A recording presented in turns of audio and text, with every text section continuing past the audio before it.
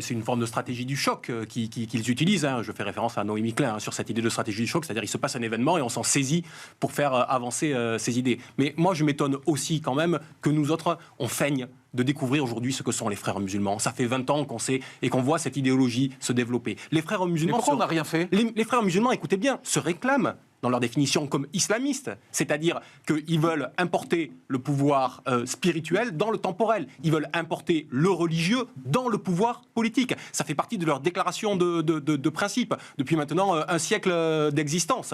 Donc on ne peut pas découvrir aujourd'hui ce que sont les frères musulmans. Et il y a eu beaucoup de complaisance, très honnêtement, depuis maintenant 2 décennies avec les frères musulmans. Quand on voit comment la laïcité a été traitée dans ce pays, quand on voit comment on a financé des édifices religieux en faisant semblant de mélanger le culturel et le cultuel, en apposant des pseudo-musées à côté de nouveaux bâtiments religieux. Tout le monde a mis au pot là-dedans. Tous les différents partis ont cautionné cela, ont abandonné les principes de laïcité et aujourd'hui, on a l'air de redécouvrir ce que sont les frères musulmans. Il faut dire les choses. Allons jusqu'au bout du raisonnement parce que vous avez raison. On a baissé pavillon là-dessus. C'est ça. On a baissé pavillon parce qu'on s'est dit que les voix, c'était plus important que la morale et c'était plus important que les dangers que ça pouvait faire courir à la France. Mais attention, ce que je suis en train de vous dire, c'est que tout le monde a cotisé là derrière. Oui. Tout le monde a cotisé. Ceux qui sont en responsabilité au national, mais aussi les élus locaux qui sont en train et qui ont aidé pendant des années pour construire ces bâtiments religieux, en sachant très bien qui il y avait derrière. Parce que